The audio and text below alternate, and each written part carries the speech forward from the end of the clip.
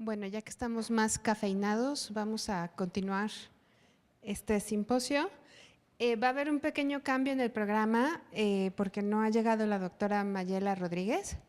Entonces, nuestro primer expositor en esta última sesión de la tarde será el doctor Luis del Pozo Llanuer, que viene del Instituto Nacional de Medicina Genómica y nos va a hablar de determinantes estructurales de la agregación amiloide de cadenas ligeras de inmunoglobina. Muchas gracias, Luis.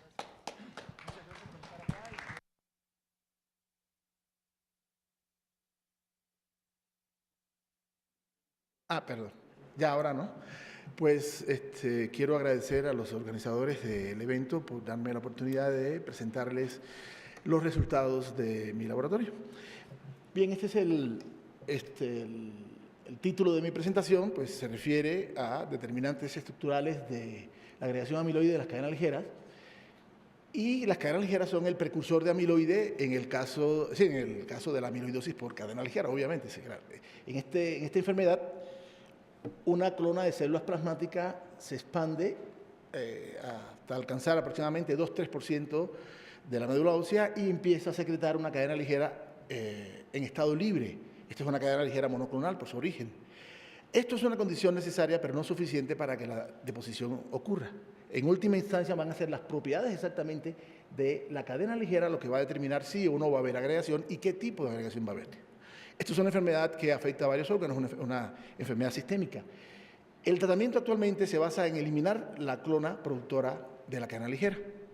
Y en buena medida esto se debe, bueno, esto es muy bueno y creo que es lógico eliminar la célula que está produciendo el precursor, pero también se debe a que conocemos muy poco tanto del mecanismo de agregación como de la estructura de la fibra y por lo tanto ahí no hemos podido avanzar en el diseño de terapias que reviertan el evento patológico fundamental que es básicamente el misfolding, es decir, la pérdida del plegamiento nativo de la cadena ligera y su subsecuente agregación. Un punto que quiero, es decir, un elemento que quiero resaltar es que en los depósitos en el curso de la amiloidosis por cadena ligera, el componente fundamental de los depósitos fibrilares es el dominio variable de la cadena ligera solo o más fragmentos, un fragmento variado, así, de longitud variada, del dominio constante. No se sabe si el proceso de proteólisis precede o ocurre después de la deposición, pero lo que eso y otros estudios han demostrado que los determinantes, es decir, los determinantes del potencial amiloidogénico de la cadena ligera residen en el dominio variable. Es por eso que la gran mayoría de las investigaciones se han hecho usando como modelo el dominio variable de la cadena ligera.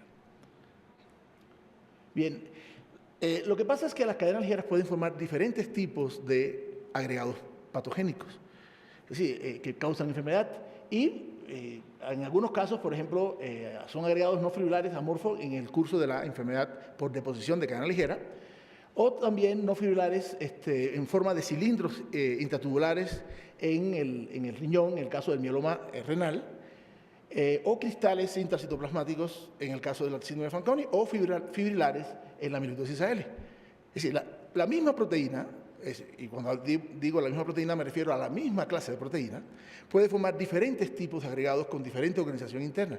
Por ello, una pregunta clave ahí es, ¿qué factores hacen a una proteína, a una cadena ligera amiloidogénica?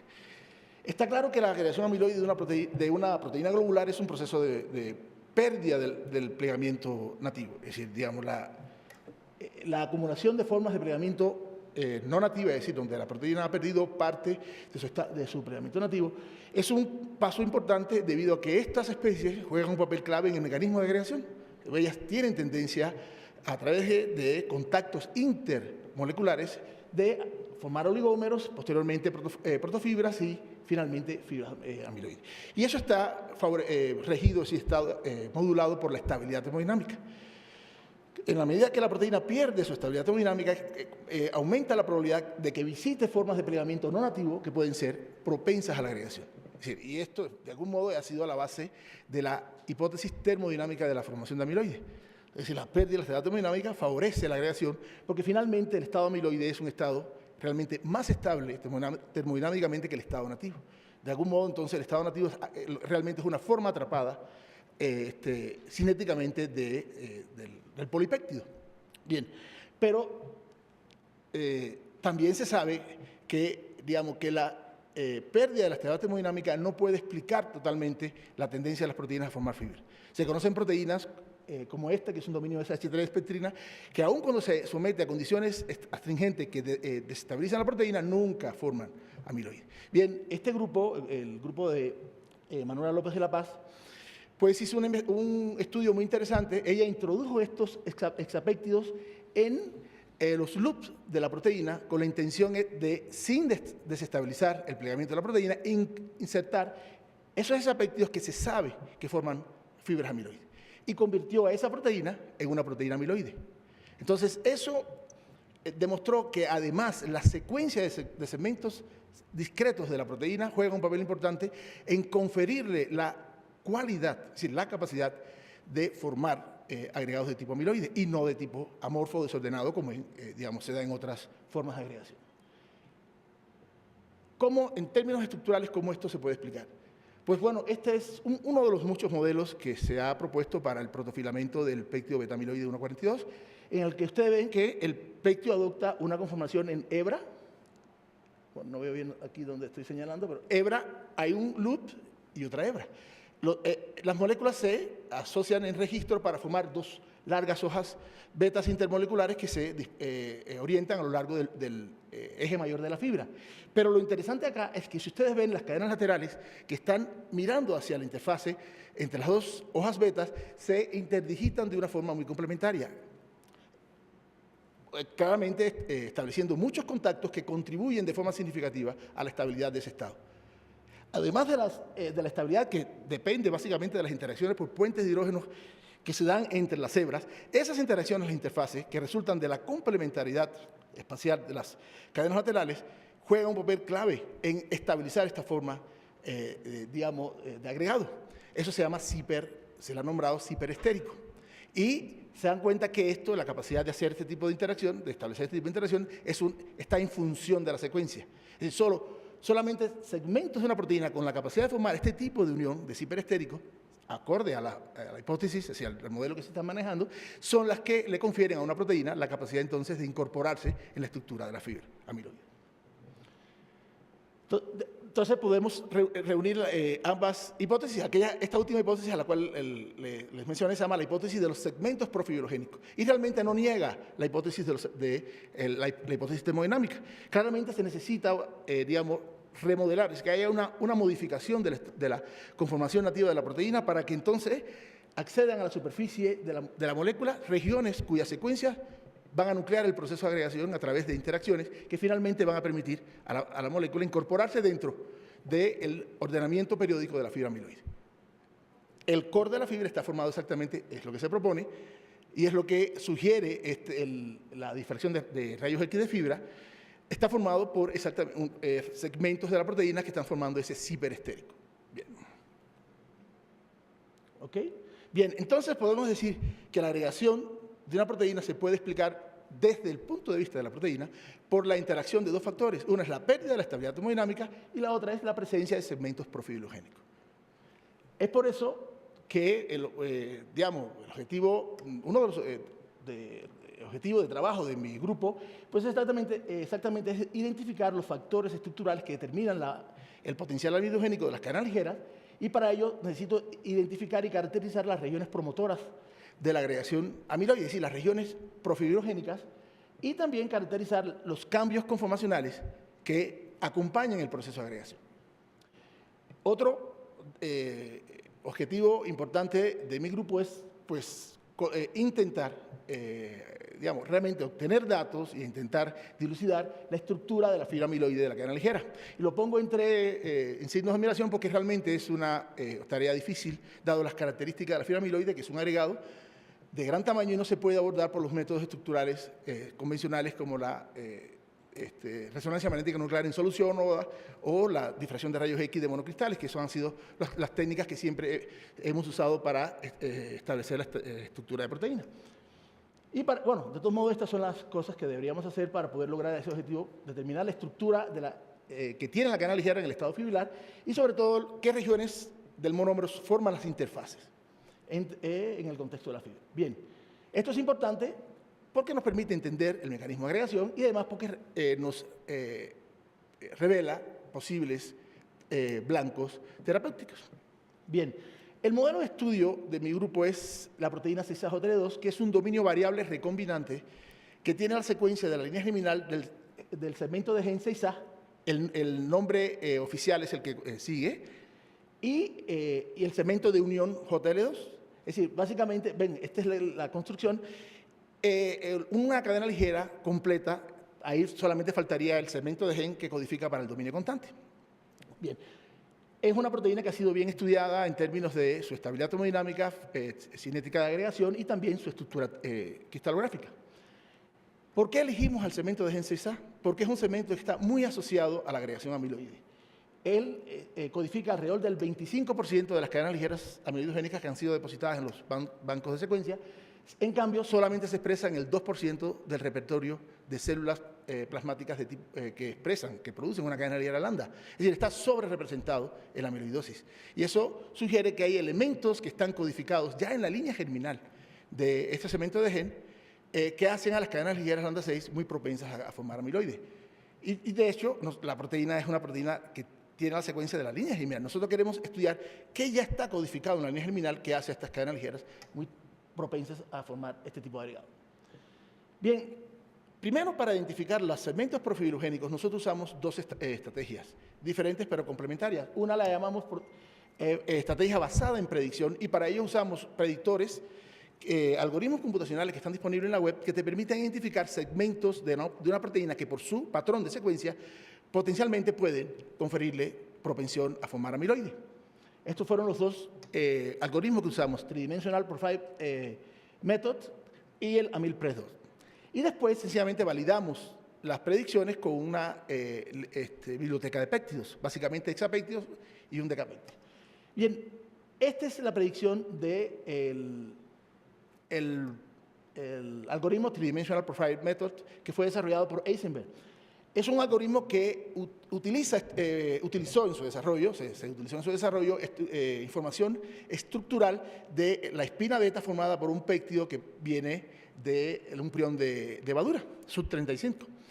Y a partir de ahí, pues ellos hicieron todo un algoritmo computacional que no hay tiempo para explicar y que permite identificar, moviendo la ventana de búsqueda de 6 residuos a lo largo del segmento de la proteína, trechos de la proteína que potencialmente pueden formar un ciperestérico estable. Y ahí ellos calculan la estabilidad de ese ciperestérico usando el algoritmo de Rosetta y establecieron un cutoff de menos 23 kilocalorías por mol, donde el 70%, ellos encontraron aproximadamente de los péptidos, de las predicciones, en su sistema resultaron en la formación de fibras o fibrocristales que ellos consideran equivalentes. Bueno, ven que las predicciones básicamente... perdón. No, así. Las predicciones, perdón, pues acá ven, estos hexapéptidos confluyen, digamos, se solapan en la hebra borde B, acá el CDR1 de la proteína y parte de la hebra borde C, aquí las hebra bordes E y D, y acá la hebra borde F. Estas son las regiones donde, digamos, solapan estos segmentos reconocidos como potencialmente fibrogénicos. Bien, el otro algoritmo se llama AmilPress2 y es realmente un algoritmo de consenso. Él lo que hace es enviar tu secuencia a 11 algoritmos ya disponibles en la web, que cada uno aborda la predicción del potencial amiloidogénico de la secuencia de proteína en base a diferentes propiedades, como propensión beta, exposición al solvente, digamos, que pueden tener el esqueleto polipeptídico. Bueno, finalmente lo que es, recibe las predicciones de los 11 algoritmos, los compara y si en 5 de ellos, un punto, una región cualquiera, al menos en 5 de ellos coincide, él lo da como el consenso 5. Esa exactamente es la región que él propone como potencialmente fibrogénica. Obviamente, si hay consenso 6, 7, 8, va a ser mucho más poderoso la predicción, pero como mínimo 5 de los 11 predictores tienen que coincidir en una posición para que sea dada por como salida del algoritmo dentro de una secuencia profibrogénica.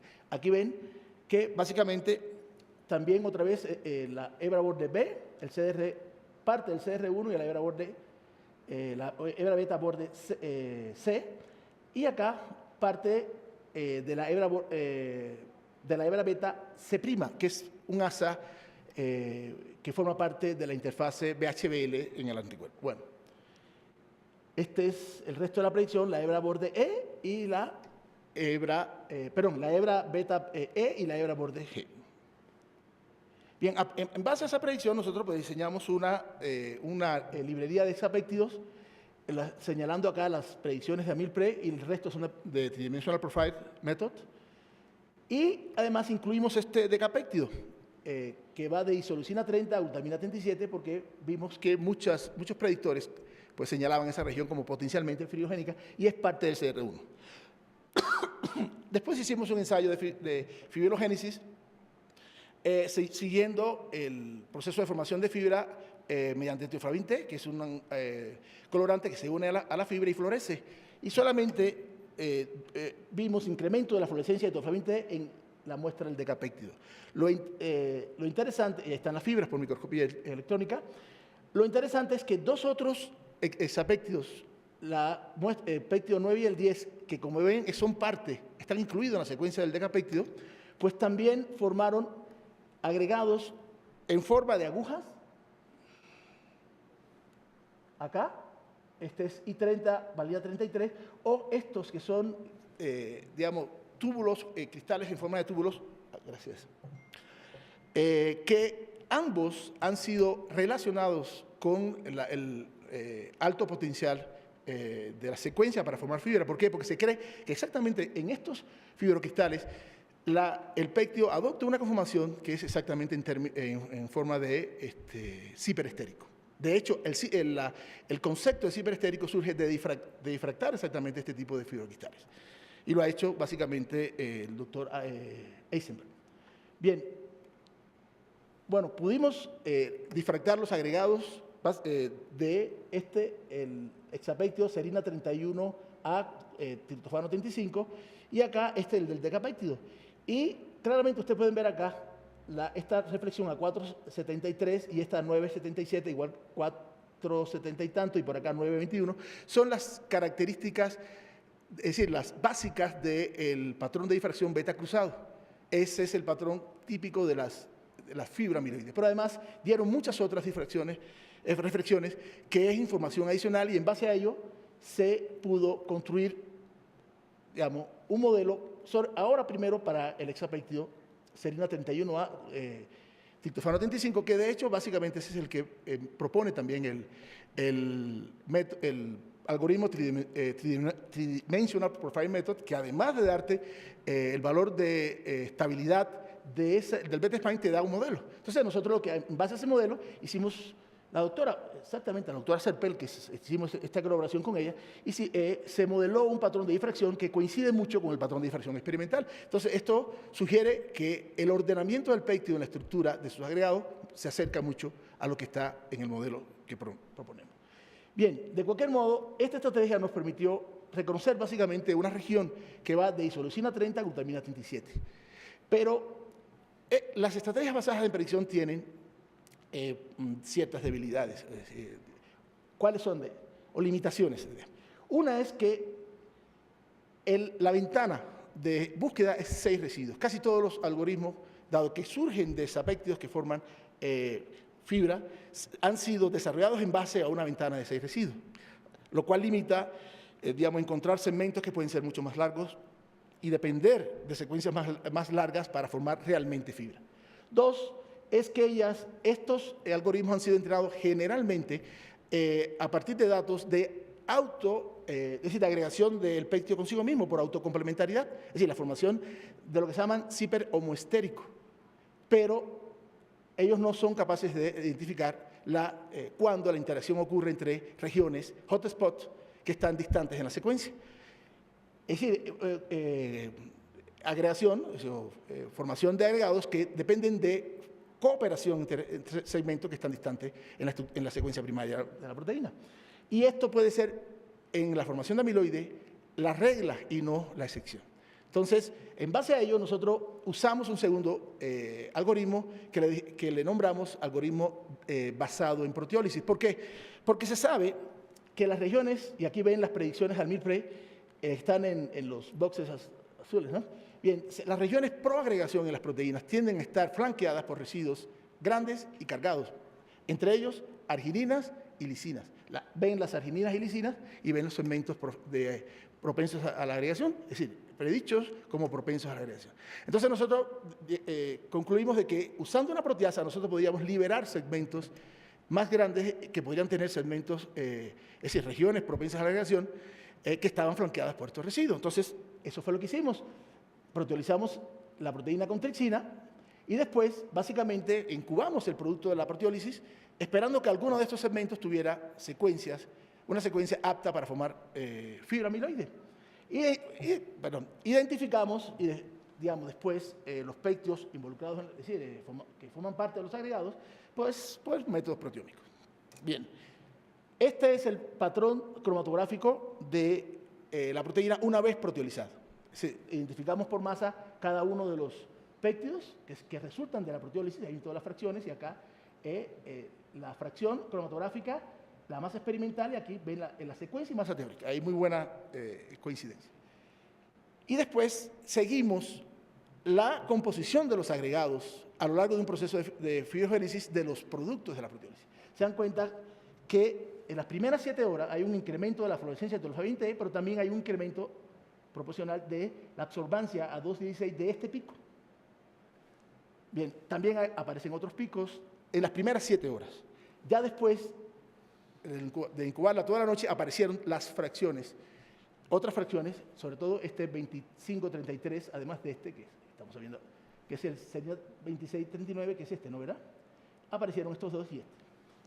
Bien, entonces analizamos lo que había en la muestra y vimos que tenían claramente morfología fibrilar y identificamos, básicamente sedimentas los agregados, los lavas extensamente, los redisuelves con cloroguanidina y después haces un cromatograma y vas aislando cada una de las fracciones y por masa identificas cuál es el péptido que está en cada una de las fracciones cromatográficas. Y encontramos este primer fragmento que está, digamos, estaba formado, lo ven aquí por rojo y azul, la hebra borde B, es decir, este segmento de acá de tirosina 18 hasta arginina 25, y acá esto que es la hebra borde F y G con el CDR3, unidos ellos por puentes y sulfuro, aquí.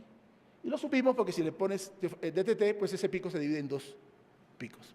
Bien, el otro componente es este, que es el F, este es realmente el FR3, la región marco 3 del dominio variable. Aquí está este que es el CDR1 con la hebra borde C. Si recuerdan cuáles eran las regiones que habían sido identificadas como potencialmente fibrogénicas, son exactamente estas regiones. Y la otra este es un segmento que realmente resulta de un corte ineficiente aquí en esta arginina porque hay una prolina que le sigue. Pues bueno, ese fragmento también se iba generando porque no daba tiempo a que cortara en esa región. Pero claramente este es el segmento que parece determinar su tendencia a la agregación. Bueno, pero ahí habían fibras y habían varios componentes, pero ¿cuál de ellos realmente era capaz de formar fibra? Pues lo que hicimos fue validar estos resultados usando péptidos sintéticos con la misma secuencia de cada uno de los resultados de la proteólisis. Hicimos el experimento y encontramos que 3 fragmentos, 3 de estos péptidos forman fibra. Ahí ven al microscopio electrónico. Pero nos llamó la atención, ¿se recuerdan de este fragmento que está formado por la hebra borde B, unida por puente y sulfuro, a este otro segmento que incluye las hebras betas F y G y el CDR3? Bien, ninguno de los 2 péptidos de forma independiente formó fibra. Y ahí es donde eluye ese componente. Lo que hicimos fue purificar ese componente, porque obtenerlo por forma sintética es un poco complejo y costoso. Y entonces purificamos el fragmento, lo incubamos y claramente forma fibra. Pero cuando le pones DTT no forma fibra. Entonces, finalmente concluimos que con esta metodología pudimos identificar 3 fragmentos de la proteína que son capaces de formar fibra. Uno de ellos con restricciones importantes. ¿Cuál es? Que depende de la conservación del enlace disulfuro para que el fragmento tenga la capacidad de incorporarse en la estructura regular de la fibra. Esto nos dice que las restricciones conformacionales que introduce este enlace disulfuro son clave para que se den los contactos que estabilizan el estado fibral. Bien, aquí vamos sobre la sobreposición, la comparación de los resultados de las dos estrategias. Aquí está, ven acá, estos son los tres péptidos por la estrategia basada en predicción y estos son los tres fragmentos de la estrategia por proteólisis. Bien, después nos enfocamos en caracterizar este péptido. Queríamos saber cuál era la región que realmente determinaba su potencial fibrogénico. ¿Por qué? Porque este es un péptido que resultó de proteólisis. Es decir, donde estaba la arginina, pues ahí cortó la tripsina, pero no necesariamente toda esa región participa en el core fibrilar. Entonces, bien, y lo que hicimos fue una scanning de prolina. Saben que la prolina rompe, es decir, desfavorece la adopción de estructura de tipo beta, que es la estructura que adopta el segmento de la proteína del péptido que va a formar el core fibrilar. Es bien conocido que la fibra amiloide es un tipo de plegamiento, por así decirlo, una estructura rica en estructura beta. Bien, y así es, este péptido, el péptido S26R39, que es el que incluye el CDR1 y la hebra la hebra beta C, pues sí, lo incubas a temperatura ambiente o a 37 grados y tiene un espectro de dicorismo circular claramente tipo beta. Lo que hicimos fue, bueno, este es el resultado del scanning de prolina.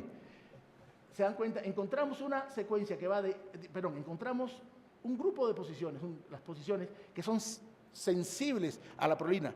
Una vez que pones prolina, el péptido no se agrega. ¿Por qué? Aquí ven dos valores que están graficados. El amarillo es teoflavin T a las 16 horas de incubación y a las 40. Y el azul es la fluorescencia, la fracción soluble, que calculamos a partir de la fluorescencia del sobrenadante. Este péptido tiene un triptofano en la posición equivalente a la 35 de la proteína. Podríamos seguir la fluorescencia del péptido que estaba en solución, obteniendo el sobrenadante, y esto nos da una medida de cuántos péptidos había sido agregado. Y se dan cuenta que entonces acá llega la región sensible a las 16 horas hasta la glutamina 37 y básicamente aquí es tirosina 36. Después, si damos más tiempo, esa mutante también se agrega. Bien, entonces, encontramos que la región sensible a la prolina en el péptido serina 26, arginina 39, básicamente va de isoleucina 30 a tirosina 36. Ahí la ven en la posición de la proteína. Pero les comento, les llamo atención que es básicamente la misma secuencia que fue encontrada como fibrogénica por el método de predicción, I30Q37. Y lo que uno puede deducir de esto es que esta región es una región que adopta estructura beta en el estado fibrilar. Bien, si de ser ese el caso, uno esperaría que, si la única región importante es la que va de isoleucina 30 a glutamina 37, uno esperaría que ese péptido se agregaría tan rápido o más rápido que el péptido largo, porque los flancos pueden hacer, digamos, tres cosas acá. Favorecer la agregación, y en ese caso el péptido más corto va a tener una cinética más lenta, va a ser neutro y ambos se van a agregar a la misma velocidad, o de hecho va a desfavorecer el proceso de agregación, y entonces tú encontrarías que el péptido corto, el que tiene la región exactamente fibrogénica, debería agregarse más rápido. Lo que encontramos exactamente no fue eso, es que el péptido largo sigue agregándose mucho más rápido que el péptido I30Q37. Y lo otro más interesante es que encontramos que el reverso también es fibrogénico. También se agrega. Es decir, S26, R39, que es la secuencia wild-type, y R26, S29 también se agrega. Esta fue una cinética hecha en 1 molar de curioguanidina. ¿Por qué tenemos que usar curioguanidina? Porque el péptido S26R39 es tan fibrogénico que no podemos disolverlo. Lo disolvemos y se hace fibra. Entonces tenemos que estabilizarlo a 6 molar de curioguanidina y entonces diluimos y hacemos una solución de trabajo a concentraciones más bajas. Y a 2 molar se dan cuenta que solamente el péptido S26R39 se agrega. Es decir, eso significa que las regiones flancos realmente juegan un papel. Aquí nada más para enseñarles, mostrarles la micrografía electrónica de las fibras que forman cada una de ellas. Aquí vemos el péptido S26R39, el reverso, y este es el corto I30, Q37. Bien, entonces hicimos un experimento que básicamente fue deletar por un extremo y por el otro. Queríamos saber, hicimos otras cosas también, como un scanning de alanina, pero solamente para sustanciar lo que estoy diciendo, pues deletamos por el amino terminal y por el carboxilo terminal, el péptido C26N39, y encontramos exactamente que sí, en la medida que le vas quitando un residuo por el amino terminal, el péptido tiene menor tendencia a agregar hasta que llegas a una posición en que ya no se agrega, y lo mismo pasa por el otro extremo. Entonces, eso nos dice que los flancos juegan un papel importante. Es decir, que el mecanismo de agregación es más complejo que aquel que solamente uno puede suponer en base a la región que posiblemente se involucra en el corte de la fibra. Los flancos, al menos en el mecanismo de agregación, parecen contribuir. Además, y en la estabilidad misma de la fibra, lo pueden ver al enfrentarlo con guanidina. Bien, esto lo hicimos a nivel de péptido, pero finalmente, donde hay que testar todo este tipo de resultados es en la proteína misma. Esta región es importante para la proteína, y lo que hicimos fue entonces introducir mutantes por aspartico. ¿Por qué por aspartico? Porque esto es un residuo que tiene una carga negativa a pH fisiológico. Esta carga negativa aquí en esta región, que fue la que pudimos mutar, porque es la que está expuesta a solventes, si introduces una mutación por aspartico, un residuo que está en el core, pues desestabiliza la proteína y no vas a tener, no puedes expresarla. Pues usamos este segmento que va entre alanina 31 a glutamina 34, y ahí el glutámico va a estar expuesto y bien solvatado con las moléculas de solvente. Si esa región va a pasar al core fibrilar, que es una región muy compacta donde el agua prácticamente no tiene cabida, tiene que ser desolvatado, y eso le introduce una penalidad energética al estado fibrilar, y uno lo va a ver en el proceso mismo de fibrogénesis.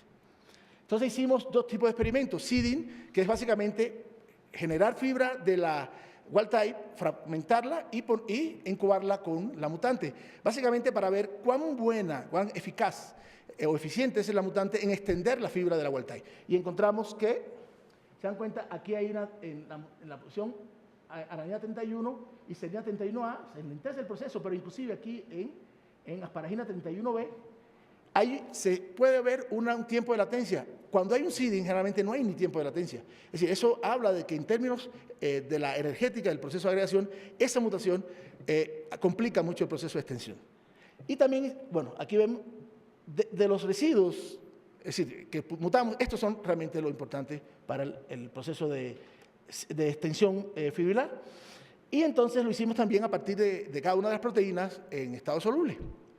Hicimos una fibrogénesis, digamos, que conlleva un primer periodo de, pues, obviamente, el tiempo de latencia, donde se forman los núcleos, después un proceso de elongación fibrilar, y después llega el plato donde ya no hay producción adicional de fibra porque ya se alcanza la concentración crítica. Bien, vemos nuevamente que alanina 31 es sensible al aspartico, también lo es serina 31A, mucho menos asparagina 31B, y acá no hay mucho efecto, y lo vimos también en microscopía electrónica. Las fibras de la mutante asparagina 31, perdón, alanina 31 aspartico, pues son fibras muy cortas, comparadas con la wild type. La ven acá.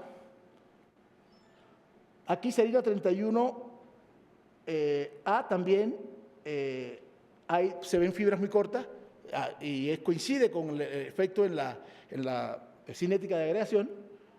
La ven acá. Asparagina 31B ya no hay tanto efecto, si bien se ven algunos acúmulos de fibras cortas, pero se ven aquí hay otros grupos de fibras que son muy parecidas a la wild type, y acá en tirosina 32 el efecto es menor o ninguno, o nulo. Ven acá. Bien. Glutamina 34, algunos acúmulos de fibras cortas, pero también hay muchas fibras muy parecidas a la wild type. Y determinamos la correlación entre temperatura y estabilidad, es decir, determinamos la estabilidad por calorimetría de estas mutantes. ¿Por qué? Porque el efecto que vimos sobre la cinética había que descartar que no dependiera de un efecto de estabilización. Todas son menos estables, tan estables o ligeramente menos estables que la wild type. Es decir, el efecto sobre la cinética no puede explicarse por un efecto de estabilización.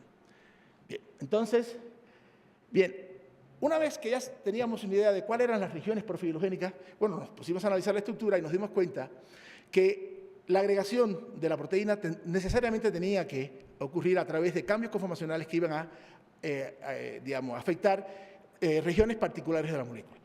Una de ellas, pues, no necesariamente tenía que ser el CDR1, que en la conformación nativa hay una parte que adopta una estructura helicoidal, es un plegamiento helicoidal, pero también iba a ser necesario, que hubiese un reordenamiento del amino terminal, porque se dan cuenta que esta también es una región amilidogénica y está protegida por el amino terminal. Aquí el amino terminal adopta en estas proteínas adopta un tipo de conformación que se llama cambio de hoja, porque primero está cerca de esta hebra, que es una hebra borde. Las proteínas ricas en estructura beta exactamente tienen el riesgo de agregación por exposición de las hebras que están en el borde de una hoja beta. Las que están en el medio, que tienen todas sus interacciones por puentes de hidrógeno comprometidas con sus partners, pues esas nos dan riesgo. El riesgo está en las hebras borde. Y las proteínas entonces han adoptado un conjunto de motivos estructurales que, además de cualquier otra función que cumplan, tienen como una función importante evitar los contactos intermoleculares. Esos motivos antiagregación, y uno de ellos es el amino terminal, ¿lo ven aquí? El amino terminal discurre cercano a esta hebra borde acá y establece interacciones con ella, y aquí, por esta proteína 7, hace un giro y se acerca a esta hebra borde acá.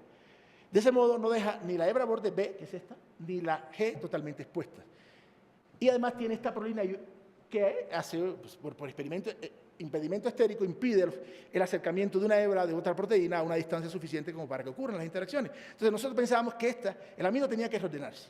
Otro motivo de antiagregación aquí es esto que ven aquí, que se llama un bulbo beta, que rompe esta hebra borde G en dos partes. Es decir, si se estudia una proteína, se van a encontrar estos motivos de antiagregación.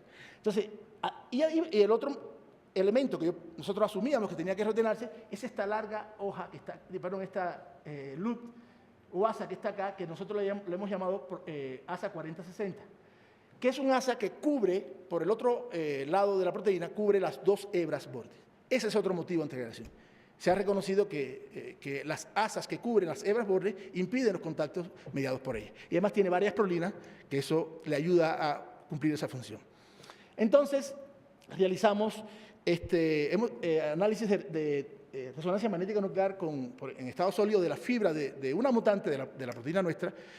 Usamos una mutante porque hace fibras más rápido y es más eficiente en la expresión, y marcar una proteína con carbono 3 y nitrógeno 15 es muy costoso, entonces usamos esta proteína, pero se mantiene una sola mutante, que la hace más fibrogénica.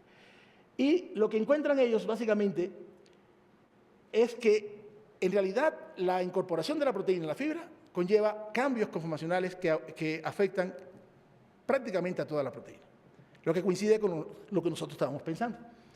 Además, ellos pudieron asignar el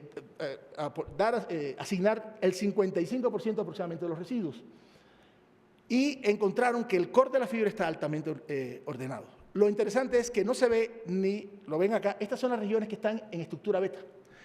No están estructurados ni el amino ni el asa 4060, lo cual coincide con nuestra propuesta de que esas dos regiones tenían que reordenarse. Y aquí no quedan estructuradas, no quedan formando parte del core. Pero lo que llamó la atención es que estas dos regiones, que son en hélice alfa, se convierten en hoja beta. Este es el CDR1 y este es un asa que conecta las hebras E y G. Ellos dos son los dos brazos betas de ese sándwich beta. Los brazos beta son segmentos de una proteína en sándwich beta que pasa de una hoja a la otra. Y claramente van a determinar mucho la estabilidad de interacción de las dos hojas del sándwich. Se dan cuenta que funcionan como si fueran unos resortes. Al adoptar una estructura en hélice, acercan y estabilizan las interacciones de las hojas. Si las hojas se van a reordenar, esas regiones claramente deberían también reordenarse. Entonces, aquí, para terminar, les comparo, cuáles han sido los hallazgos de las diferentes estrategias y cómo ellos o no coinciden con los resultados de resonancia magnética nuclear en estado sólido. ¿Se dan cuenta? Por el método de predicción computacional, pues encontramos básicamente este pectio que va de isoleucina 30 a glutamina 37. Por proteólisis, estos tres fragmentos, lo interesante es que este coincide, recuerden que este exactamente es la región sensible a prolina, Y estas son las regiones que están en el core fibrilar. Lo interesante es que los aminoácidos que están incorporados, es decir, que están comprometidos, involucrados en el core fibrilar, son exactamente aminoácidos que forman parte de todos esos fragmentos. Pero no son todos, lo cual nos ha hecho pensar que probablemente en el caso de una proteína globular como las cadenas ligeras, la incorporación en la fibra no ocurre igual a como ocurre en los péptidos que no tienen estructura. Aquí probablemente la proteína sigue teniendo, digamos, las mismas regiones que son betas, continúan teniendo una estructura beta, solamente hay un reordenamiento entre ellas y no hay en realidad una formación de una espina beta tan limpia como ocurre en los péptidos cortos. Aquí básicamente es una incorporación, esa es mi hipótesis, de una molécula que por su propia naturaleza va a tener hebras beta que están orientadas de forma perpendicular al eje mayor de la fibra y por eso la fibra va a dar un patrón de difracción de rayos X tipo beta cruzado, pero no va a haber un reordenamiento en tal medida en que cada una de las regiones que nosotros sabemos que de forma independiente forma un beta spline, ese tipo de estructura posiblemente no lo haya dentro de la estructura fibrilar. ¿Por qué? Por las restricciones que ejerce el resto de la molécula, que impide que haya una libertad conformacional tal, de modo que cada uno de ellos entonces muestre su tendencia a formar un beta spline. Yo creo que es mucho más complejo, va a ser mucho más complejo, digamos, la estructura, o un poco diferente la estructura de la fibra amiloide de una proteína globular, si se compara con el caso de los péptidos que no tienen estructura en condiciones fisiológicas, como la amilina o como el péptido beta-amiloide. Bueno, aquí nada más para enseñarles cuáles eran por mutaciones que coincidieron muy bien. Los péptidos, los dos residuos dos, tres residuos que resultaron sensibles a las mutaciones, pues precisamente son parte del core por resonancia magnética. Bueno, podemos concluir que la proteína modelo tiene varias regiones porfirogénicas que están dispersas a lo largo de la molécula. De ellas, la más fibrogénica es la que involucra el CDR1 y la hebra borde C. Y esto es muy interesante, ¿por qué? Porque el CDR1 es una región hipervariable. Es decir, ahí se van a introducir muchas mutaciones. Y esto, si esta región fuera muy importante en nuclear el proceso de agregación, iniciarlo, pues ello podría explicar por qué las cadenas ligeras son tan diferentes en cuanto a su potencial fibrogénico. Uno, porque el CDR1 varía por línea germinal, y otra porque además de esa variación se introduce aquella dependiente de la hipermutación somática. Dos, los datos de resonancia magnética nuclear, bueno, puse aquí monotipping porque no puse, yo tengo unos anticuerpos que reconocen formas no nativas, pero no los puse aquí porque no los muestro, pero la conclusión se quedó así. Es decir, los datos de resonancia magnética nuclear indican que el proceso de agregación conlleva cambios globales. Y lo sabemos por qué, porque son 5 anticuerpos policlonales contra 5 péptidos, que lo obtuvimos contra péptidos, y los 5 reconocen a la fibra, pero ninguno reconoce a la nativa. Entonces eso nos hace pensar que esa región, realmente, cada una de esas regiones tiene una conformación diferente en el estado fibrilar. Bien, el reordenamiento del CR1 y el loop que conecta las hebras bordes E y F, pues involucra una transición hélice alfa, hebra beta, y eso se ha visto en otras proteínas, incluyendo, por ejemplo, la mioglobina, que es todo alfa y forma fibra. Ciertas regiones de esas proteínas van a hacer una transición alfa-beta y eso les permite incorporarse a una estructura rica en estructura, rico en estructura beta como la fibra. Lo interesante de ello es que encontramos que en el CR1 hay una secuencia camaleón. Un segmento del CR1 tiene una propensión casi igual a adoptar una estructura alfa o beta, y yo creo que eso es lo que hace al CDR1 tan fibrogénico. Él puede hacer una transición alfa-beta con cierta facilidad por ese segmento. Y bueno, por los anticuerpos nosotros hemos visto que los primeros cambios parecen involucrar el ASA4060 y el loop este loop que incluye a las hebras borde D y E. Y finalmente, un poco para nuestra satisfacción, pues las regiones que encontramos que por las dos aproximaciones experimentales que usamos forman fibra, pues son partes del core de fibra. Bueno, quiero dar crédito, muchas personas han contribuido a obtener estos resultados. Tenemos pues colaboraciones acá muy valiosas dentro de México y otras colaboraciones también que nos han ayudado fuera de México a ir aportando datos en nuestra investigación. Bueno, lo hemos hecho gracias al financiamiento de CONACYT, también de financiamiento del instituto, y tenemos una un financiamiento junto con la doctora Serpel de la Real Sociedad. Perdón. Bueno, muchas gracias. Perdón.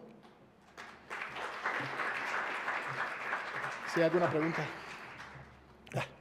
Tenemos tiempo para preguntas. A ver, aquí Fernando. Y luego allá atrás. ¿Qué tan común es que un péptido que genera fibrillas, su secuencia inversa también las genere? No es frecuente. De hecho, muchas veces se usa el péptido reverso como control. Exactamente.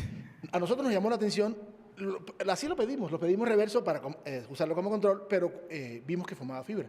La doctora Serpel me dice que ella también está trabajando con un péptido de una proteína y también encontró eso, que forma fibra, un péptido reverso. También hay un reporte de un investigador español, que ahora le debo el nombre, pero no es frecuente. Okay. Alguna característica de la secuencia ha de haber, que nosotros no hemos tenido tiempo de averiguarlo, pero creo que es muy interesante y yo creo que debe tener hasta su reflejo en el código genético, no sé. Quiero decir, sabe que todo lo llevamos a los genes, ¿no? Pero quiero decir, de algún modo, la secuencia de este péptido, de una dirección en la otra, pues permite que se forme un acomodo de tipo ciperestérico. Sí, lo digo porque efectivamente muchos utilizamos las secuencias inversas como el control. Entonces hay que tener cierto cuidado ahora después de lo que acabo de ver. Sí. Okay. Y la otra cosa es, a través de los experimentos mostró que se pueden generar diferentes tipos o formas de fibrillas. Sí.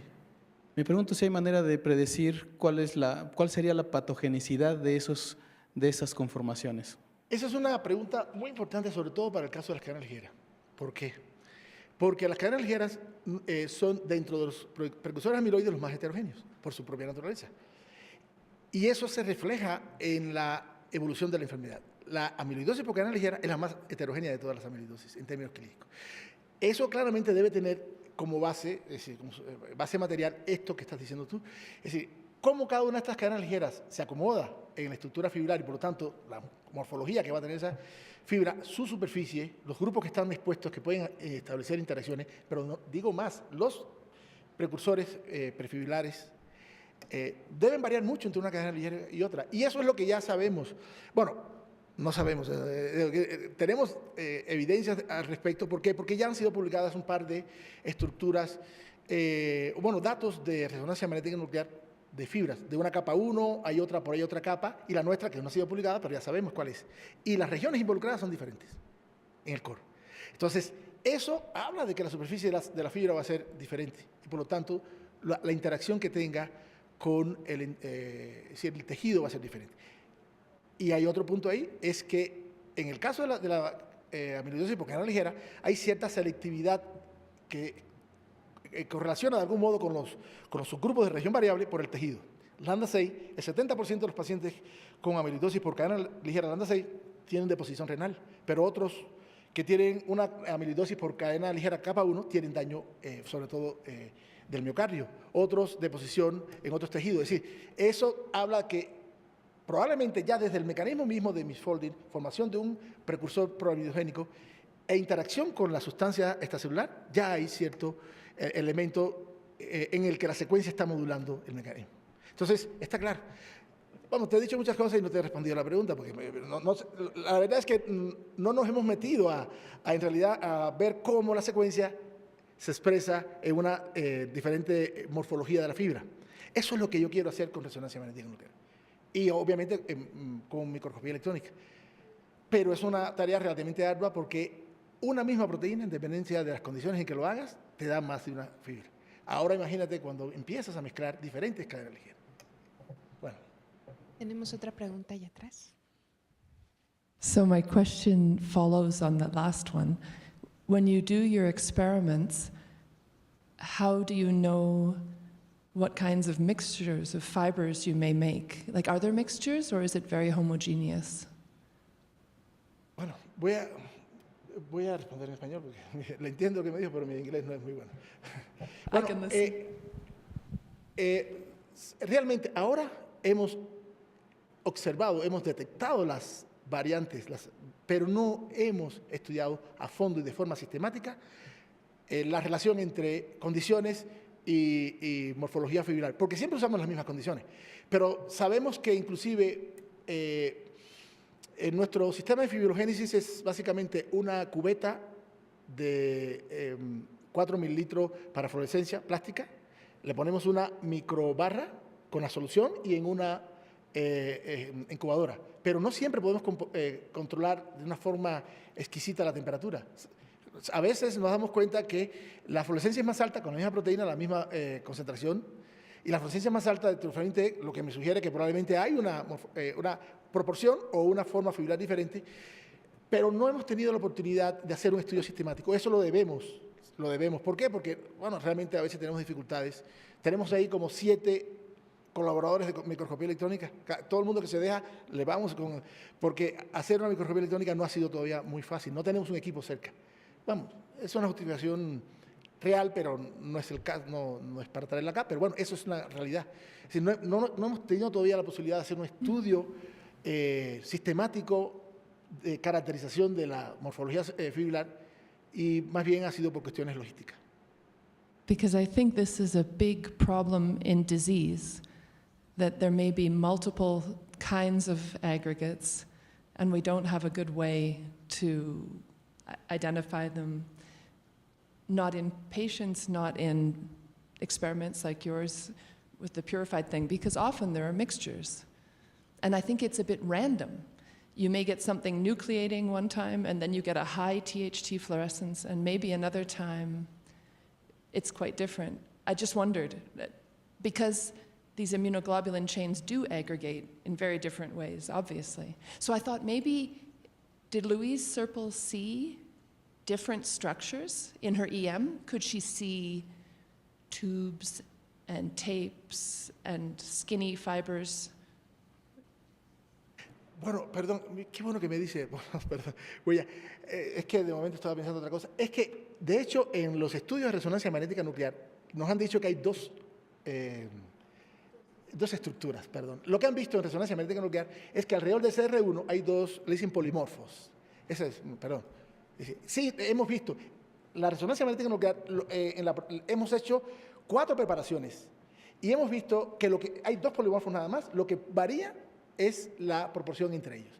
Tenemos una preparación que prácticamente es un polimorfo y ellos están usándola para establecer ese polimorfo. Y tenemos otra en que dice, aquí tengo 50% de cada uno.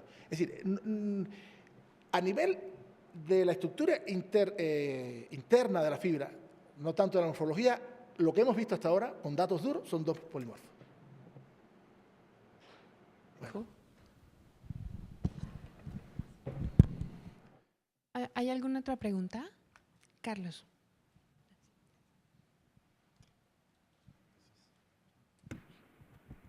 Bueno, sí.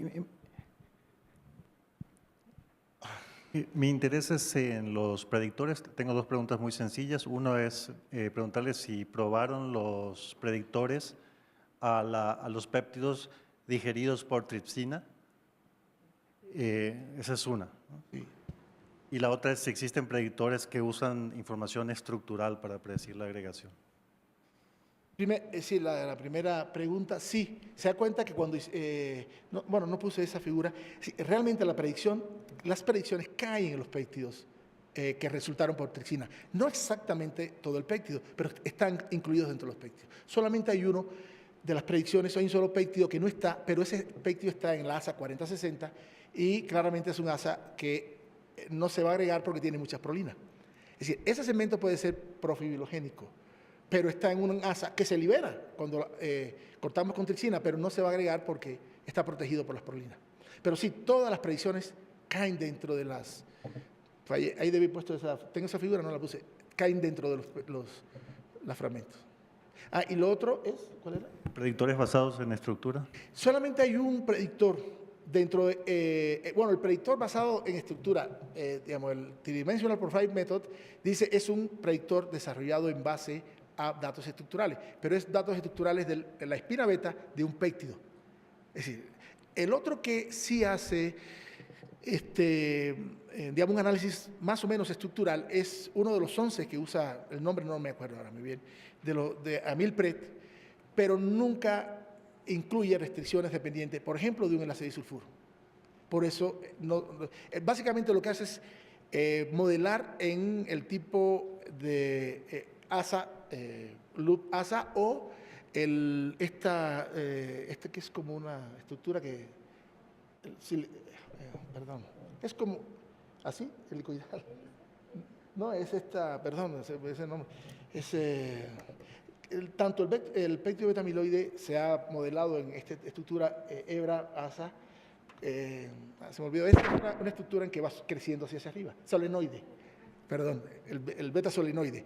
Hace un modelado usando estas dos variantes, el ASA, Hebra-ASA, Hebra o el beta-solenoide. Ese es el único que hace algo de estructura y por lo tanto tiene que computa interacciones de residuos que están lejanos, pero en base a estas dos estructuras nada más. Si hay una variante o una forma diferente, ya no la puede ver. Gracias. ¿Alguna otra pregunta? Yo tengo una. El mensaje con el que me quedo de tu plática, además de lo que ya se discutió ahorita, es la diferencia entre estas cadenas ligeras en comparación con péptidos intrínsecamente desordenados, que también son amiloidogénicos, es que estas tienen estos loops y este N-terminal y estas regiones que de alguna forma estabilizan esa forma globular de la proteína y está previniendo la agregación amiloide. Pero esos loops, esas regiones, ¿qué tanto varían en estas inmunoglobulinas? Y la pregunta es si en la secuencia de esas regiones está a lo mejor la clave de en qué momento se empieza a desarrollar una enfermedad, porque varía algo que desestabiliza esa forma globular y entonces hace que se comporte diferente. En lo que me decías, cuando yo hablaba de la diferencia, es que en el caso de, por ejemplo, el péptido beta-amiloide, los modelos que han sido propuestos para el core de la fibra es, este que te digo, es Hebra, ASA, Hebra o el beta-solenoide. Eso yo creo que va a ser muy difícil que la proteína, una cadena ligera lo adopte. Entonces, muy probablemente ella se incluye como una proteína globular, sencillamente manteniendo la orientación de sus hebras de forma perpendicular al eje mayor de la fibra. ¿Por qué? Porque es que siempre hay una restricción que hay que cumplir. Una fibra, cualquiera que sea, de péptido o una proteína, da un patrón de difracción beta cruzado. Y eso te dice que hay hebras que están dispuestas perpendicularmente al eje mayor de la fibra. Pero ¿cómo? Lo que yo creo es que en el caso del péptido beta-amiloide es muy fácil, sencillamente, como ustedes lo vieron, pues se pone así, y así se ordena. Pero en el caso de la proteína, como tiene tantas restricciones, y lo ves acá, las regiones que son fibrogénicas como péptido aislado y que están en un beta-spine, aquí no están todas incluidas. Son algunas regiones de contacto. Entonces yo creo que realmente ella se introduce como una proteína globular, se reajusta, pero en realidad no forma nunca un beta-spine del tipo del que forman los péptidos, por las restricciones de los loops, digamos, propiamente las interacciones que están dándose y estabilizando la estructura globular, que permiten un nivel de reordenamiento, pero no un reordenamiento tan amplio como el que sufren los péptidos al que me refería. Y exactamente sí, todos esos loops, sobre todo los CR, varían mucho, y esos claramente van a modular la propensión de la proteína a formar fibra, sin duda. Enfermedad, ¿no? Sí, y a la enfermedad. ¿Alguna otra pregunta? Si no hay más preguntas, agradezcamos al doctor Luis del Pozo. Gracias.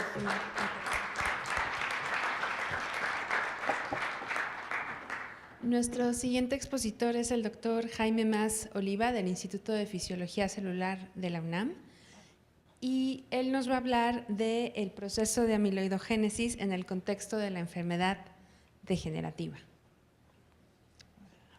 Démosle la bienvenida al doctor Mas Oliva.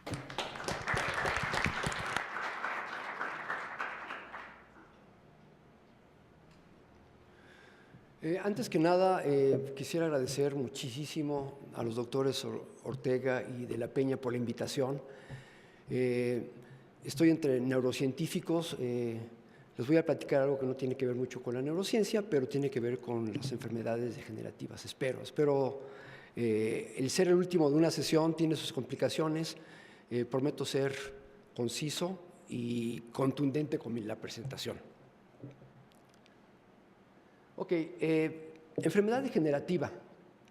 Esta fue la definición más corta que pude encontrar para definir lo que es enfermedad degenerativa, ¿no?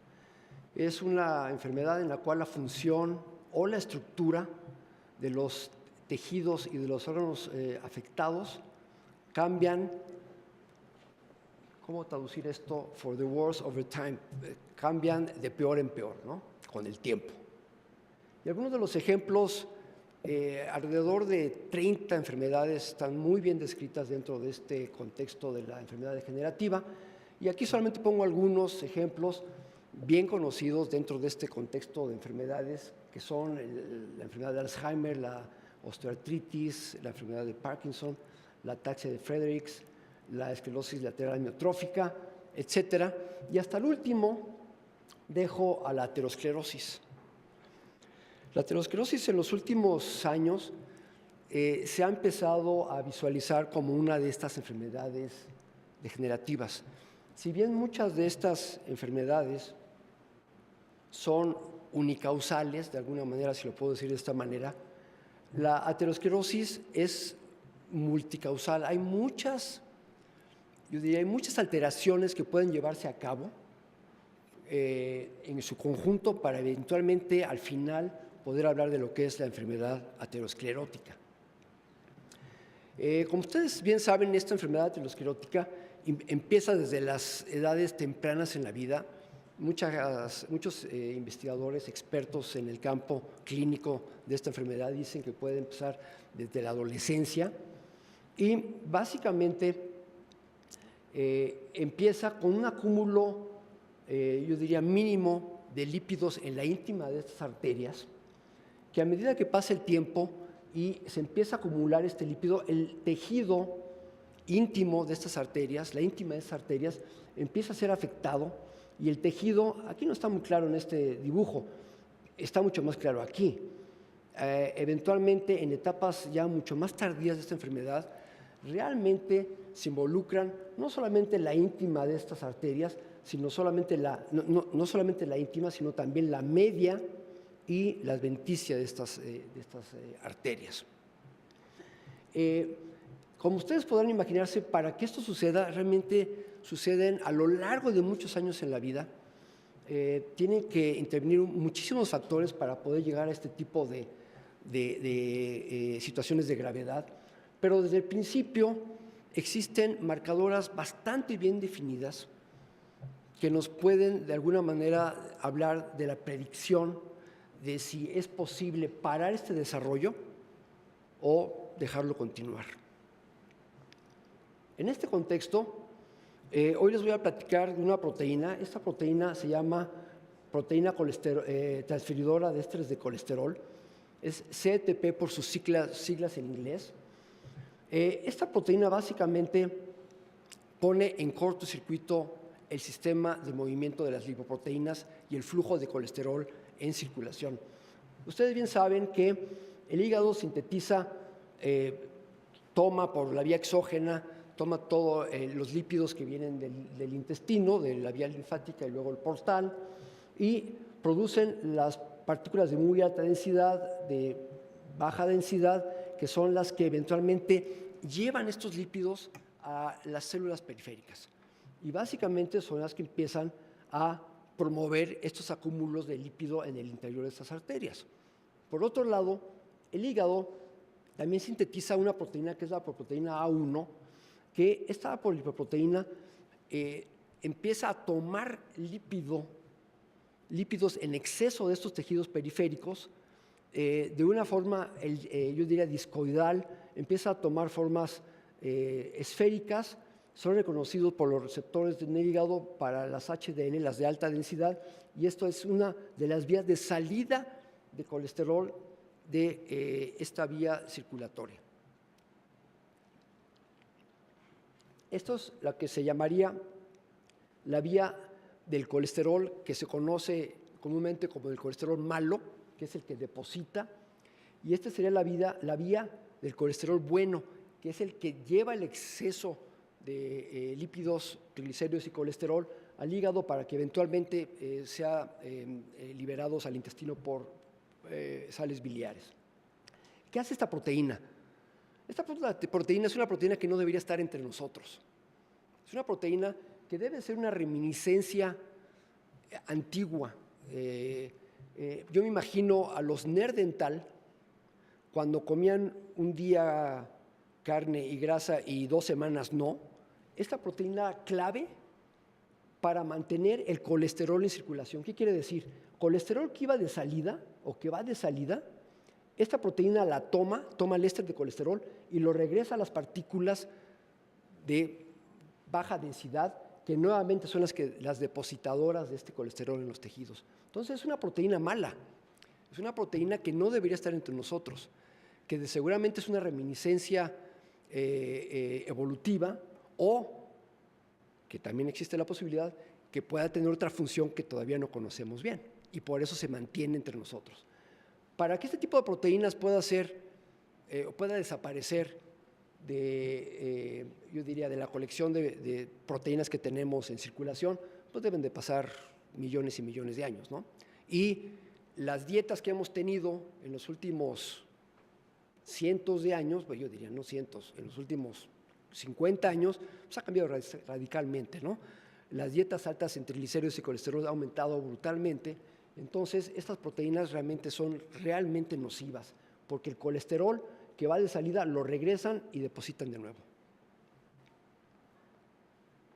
Ok, esta proteína, este es el cristal reportado para la proteína. Nosotros ya tenemos un sistema también de sobreexpresión de esta proteína y hemos podido estudiar también, tenemos un cristal muy similar para la proteína transferida de ésteres de colesterol.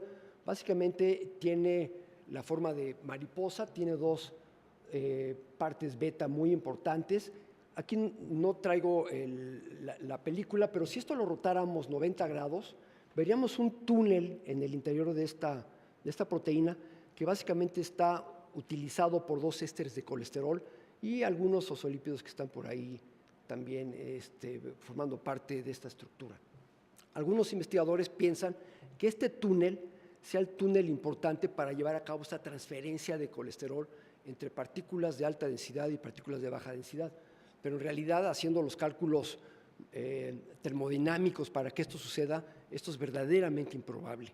En el laboratorio hemos trabajado con esta proteína y básicamente hemos encontrado que este carboxilo terminal de 3 vueltas de alfa hélice es clave para llevar esta transferencia, donde un sistema micelar que se forma alrededor de esta alfa hélice pudiera ser de manera muy eficiente el transportador que pudiera mover los ésteres de colesterol de un lado a otro en forma micelar. Pero este no es el punto de esta plática, pero me gustaría centrarme en esta alfa hélice terminal. Ustedes pueden ver en el cristal que es una alfa hélice terminal muy libre.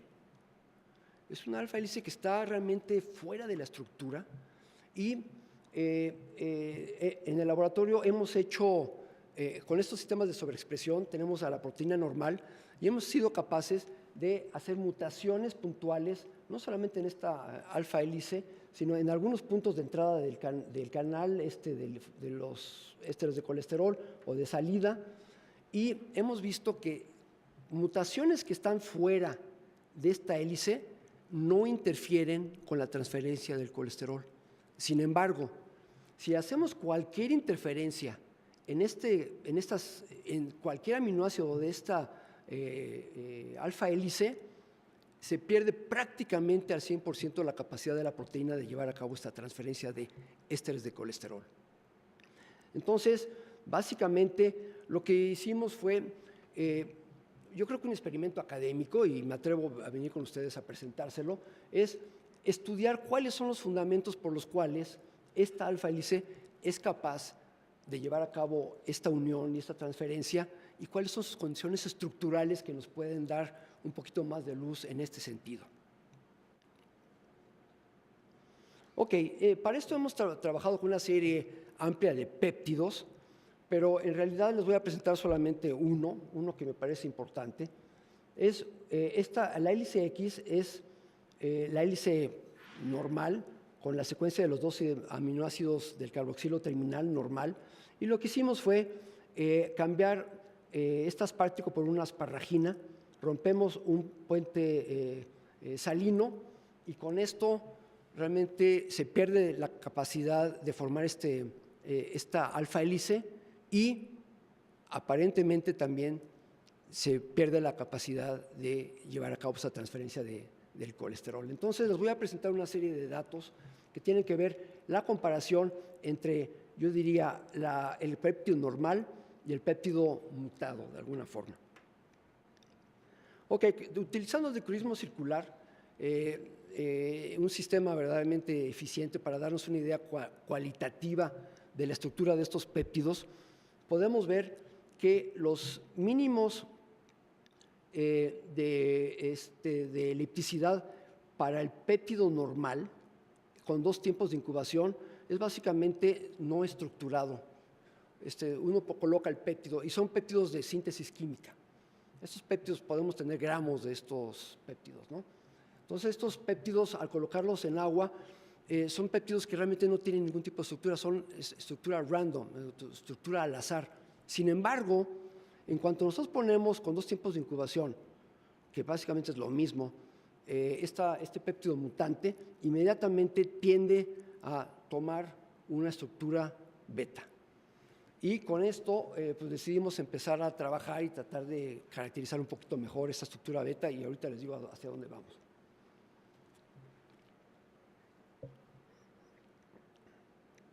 Ok. Siguiendo con la caracterización de esta estructura, aquí podemos ver que la estructura, esta estructura normal, esta es con los mínimos alrededor de 190 a 200, una estructura al azar, no tiene ningún efecto en cuanto a cambios de pH. Sin embargo, la estructura esta mutante que nos da de origen esta señal beta, en cuanto empezamos a jugar con el pH, podemos ser capaces de revertir esta capacidad de estructurarse en forma beta para llevar al péptido de alguna manera en estructura al azar. Cuando le medimos la fluorescencia a estos sistemas con la tioflavina, vemos que los péptidos estos mutantes, también con 2 tiempos de incubación, son los que presentan este mayor grado de fluorescencia, mientras que los normales, que de alguna manera están en estructura al azar, no tienen ninguna relación con esta fluorescencia. Y este es un experimento que hicimos con el rojo Congo, en el cual vemos que las estructuras beta, nuevamente a 2 tiempos de incubación, son las que realmente incluyen el colorante en su estructura. Esto nos da una idea de que este cambio de unas partículas por una asparragina cambia radicalmente la estructura de este péptido, y al final de la plática, acercándome al final de la plática, les voy a hablar un poquito más del contexto de esto que pudiera tener ya en el contexto ya de la enfermedad aterosclerótica. Bueno, continuando con la caracterización, de manera creo que muy interesante, vimos que el péptido normal en agua, esto es básicamente en agua, como ya se los había mostrado anteriormente, está en estructura no al azar, no estructurada. Sin embargo, en cuanto ponemos fosfatidilcolina por debajo de la concentración micelar crítica en el sistema, inmediatamente el sistema se vuelve muestra una estructura clásica alfa con sus mínimos a 208, 228, y de alguna manera sin ningún cambio importante a los diferentes pHs que estudiamos. Entonces, aparentemente, esto empieza a hacer sentido.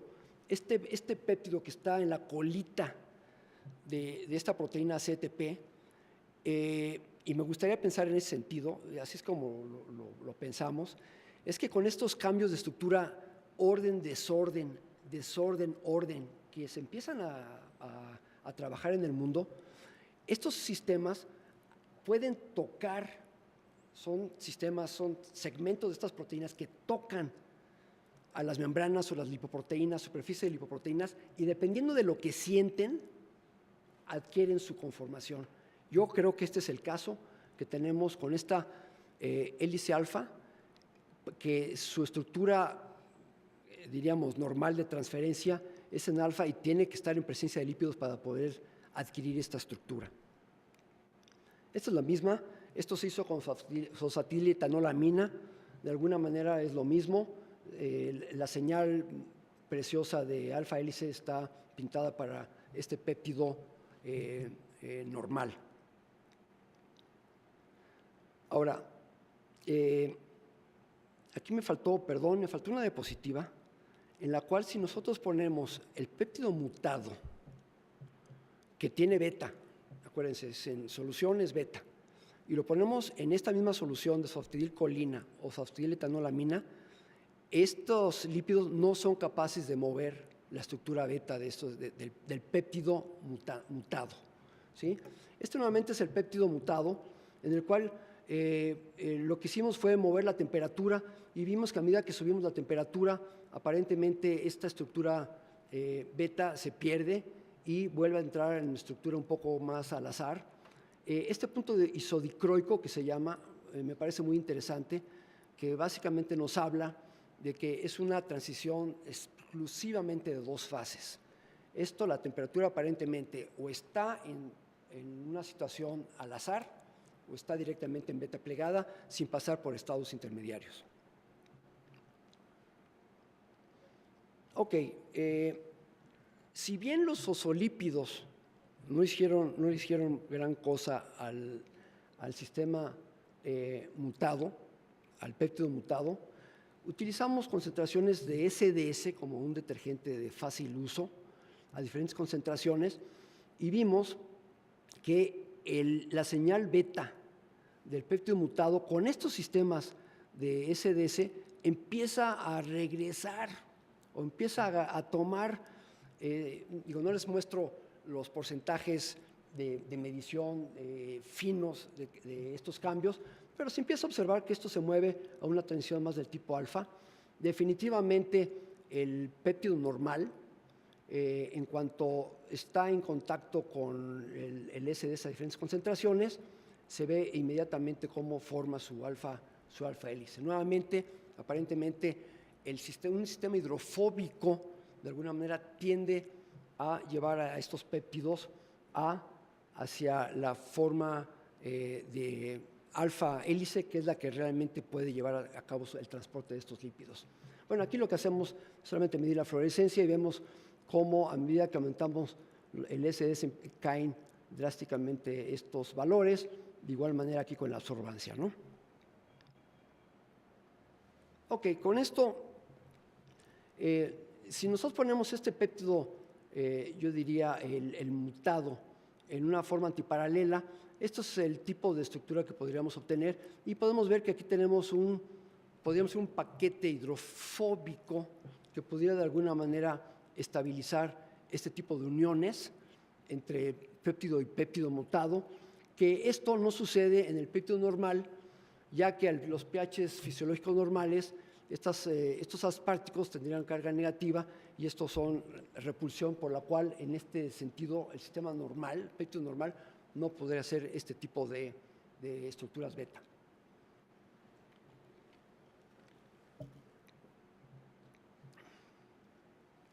Déjenme mostrarles este tipo de imágenes en el cual esto es una tinción negativa, es microscopía electrónica utilizando tinción negativa, utilizando ácido fosfotúngstico.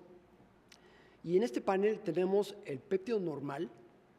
Esto lo repetimos muchas veces a diferentes tiempos, diferentes temperaturas y básicamente es un agregado amorfo que no tiene mayor chiste.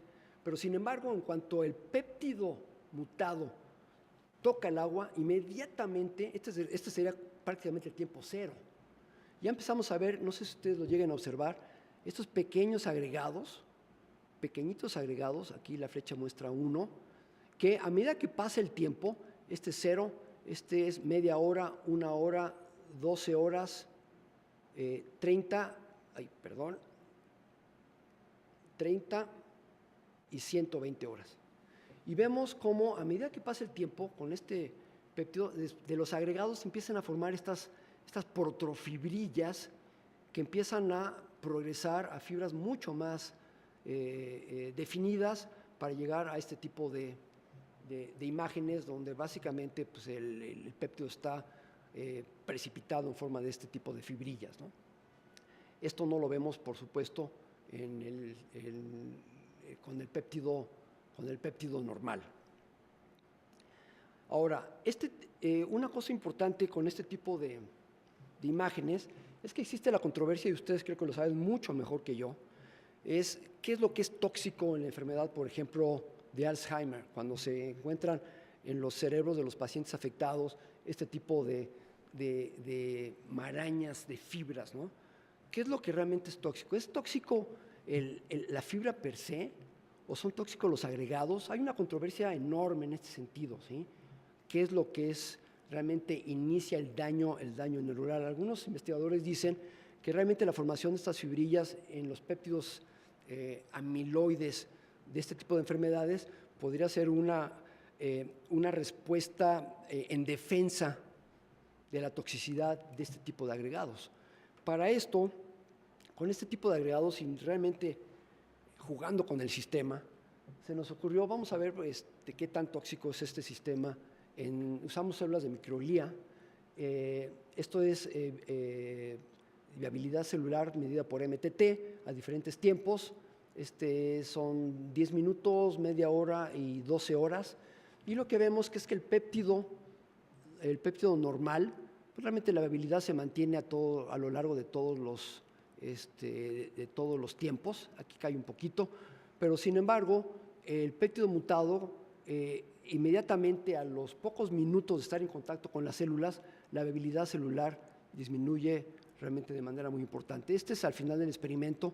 Vemos a las células, este es el control, este es el sistema tratado con el péptido normal y el péptido mutado, las células ya empiezan a tener problemas serios de viabilidad, ¿no?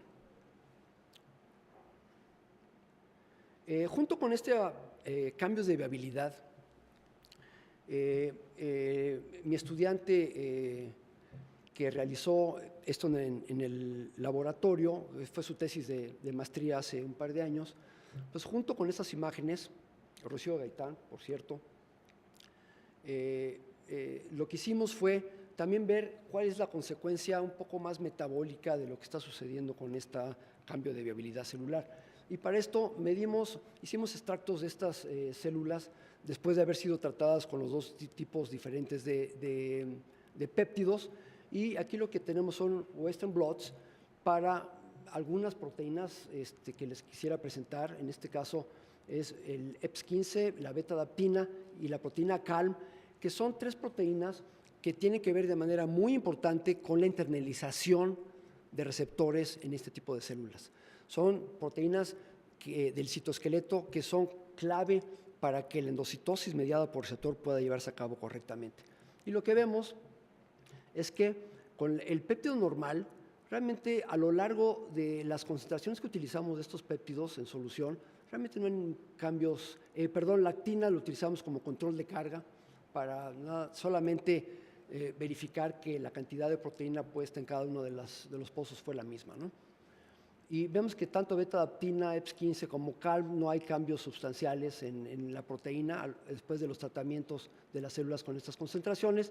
Sin embargo, cuando utilizamos la hélice, o más bien el péptido mutado, empezamos a ver que a medida que aumenta la concentración, ya empieza a haber cambios importantes en estas proteínas. A las concentraciones altas de este péptido desaparece la beta-adaptina, que es clave, una proteína clave para que la vesícula realmente llegue a cerrarse en el interior de la célula. Empieza a bajar y de alguna manera la proteína CALM es al revés. En lugar de bajar, empieza a aumentar su concentración.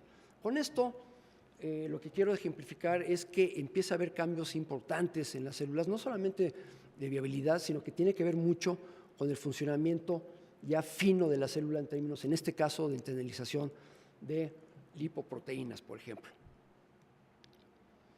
Esta es una correlación que quería presentarles, y esto en relación con las creo que las dos pláticas previas que hemos tenido hoy en la tarde. Esto es un experimento que hicimos con el péptido beta-amiloide, y hablando del reverso y el anverso, pues aquí tenemos el reverso, ¿no?, del beta-amiloide, y este sería el que podría formar fibrillas, ¿no? Este es un control, utilizamos, como ustedes lo decían en la plática previa, es nuestro control en el cual vemos que estas células, cuando son tratadas con este tipo de fibrillas, que realmente no forman ningún tipo de fibrillas, son agregados amorfos, sin ningún tipo de estructura, realmente no hay ningún cambio en este tipo de proteínas. Sin embargo, cuando utilizamos el péptido beta-amiloide como tal, empezamos a ver los mismos cambios que veíamos con el péptido formado de la proteína CTP.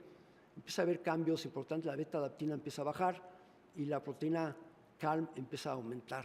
De alguna manera hay cierta coincidencia en términos del efecto que se tiene sobre esas proteínas del citoesqueleto. Y aquí con la pregunta de ¿qué es lo que es tóxico en este tipo de sistemas ya en un sistema in vivo? Hicimos este experimento nuevamente de viabilidad con MTT a diferentes concentraciones de cada uno de estos péptidos y vemos que, aquí les tengo que comentar que lo que hicimos fue aislar por centrifugación, ultracentrifugación diferencial, aislamos lo que son estos agregados que les mostraba previamente de las fibrillas como tal. Entonces, incubamos por un lado estas células con fibrillas o con estos agregados amorfos. Y lo que vemos que en este caso, en nuestras manos, lo que realmente puede resultar tóxico sobre las células son las fibrillas, ¿no? Empieza a bajar la viabilidad de alguna manera importante. Esto contradice algunos datos de investigadores que se dedican a esto de tiempo completo, a estudiar esto, donde dicen que realmente el sistema que es tóxico son los agregados antes de llegar a las fibrillas, ¿sí? Ahora, con esto, déjenme regresar a la proteína CTP.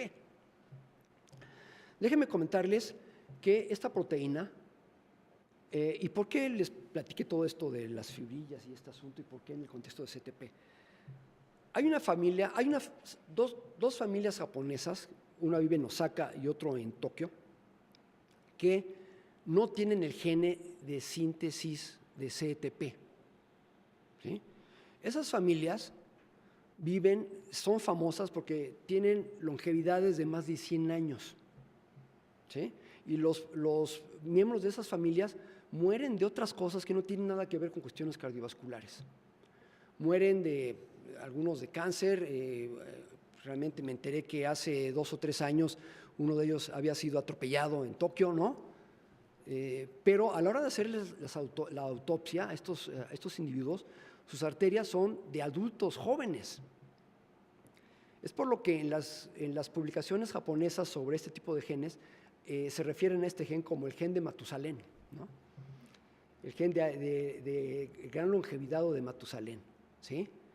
Ahora, esto quiere decir que individuos que no tienen esta proteína tienen mayores probabilidades de sobrevivir las dietas que tenemos en estos días en nuestro mundo, ¿sí?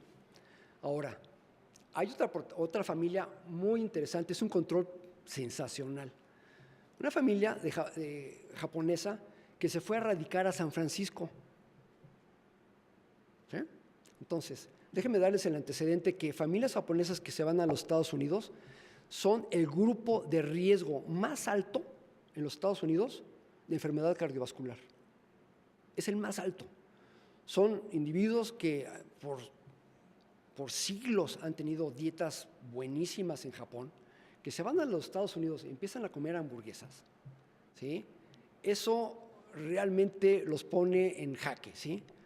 Pero fíjense qué sucedió. Esta familia japonesa fue a San Francisco y resulta que tiene la misma mutación que la que hemos estado estudiando nosotros. Tienen una mutación en esa proteína, la sintetizan bien, pero en lugar del aspartico tienen la asparagina.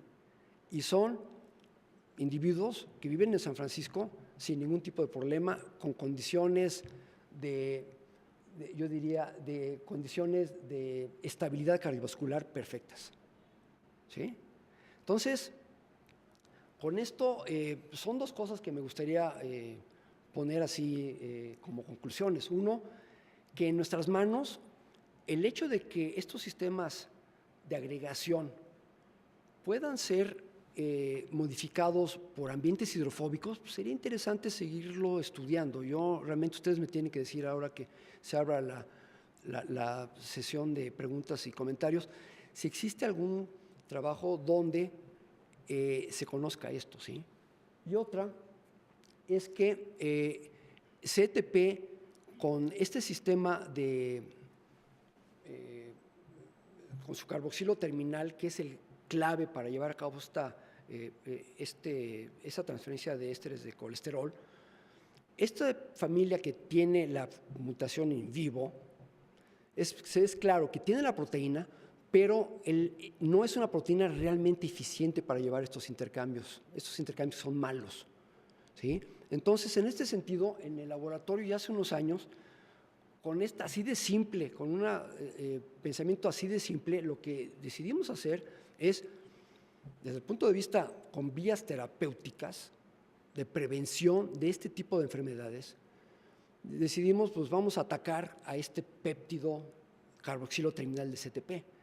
Y lo que se nos ocurrió fue hacer que el propio sujeto haga un autoanticuerpo contra ese segmento para bloquear a la proteína y bloquear la acción nociva de esta proteína. Entonces, diseñamos una vacuna en la cual tenemos unas nanopartículas formadas por lisofosfolípidos, lípidos arqueobacterianos que de alguna manera le dan estabilidad a esa micela, y se lo ponemos en la nariz, en las narinas a animales experimentales. Hemos utilizado conejos y cerdos. La COFEPRIS nos pedía un animal más cercano al humano, entonces decidimos utilizar cerdos. Hicimos un estudio en España, en Barcelona, muy grande, con resultados, déjenme decirles, me da emoción decírselos, buenísimos, ¿sí? Ahora estamos en vías de poder completar todos los requerimientos que nos pide la COFEPRIS para poder empezar el año que entra con toda la suerte que podamos necesitar, estudios clínicos y ver en el humano y ver si este tipo de estrategia de bloqueo de estos segmentos, en este caso de CETP, su carboxilo terminal, pudiera ser factible como un sistema preventivo del desarrollo de aterosclerosis, especialmente pensando que estos son los sistemas más iniciales, los que les platicaba yo al principio con el esquema el dibujo que les presentaba, son los esquemas más iniciales del inicio de la placa aterosclerótica. Ya más adelante hay tantos sistemas que están involucrados que sería muy difícil, es muy difícil poder entrarle desde el punto de vista terapéutico al problema. Pero si hablamos del punto de vista yo diría, preventivo en etapas iniciales, creemos que un sistema de este tipo pudiera ser efectivo, básicamente atacando este carboxilo terminal que es aparentemente el que lleva a cabo el transporte. Con esto quisiera agradecer, soy el último en hablar, gracias por todavía estar aquí aguantando la sesión y por supuesto estoy abierto a preguntas y comentarios.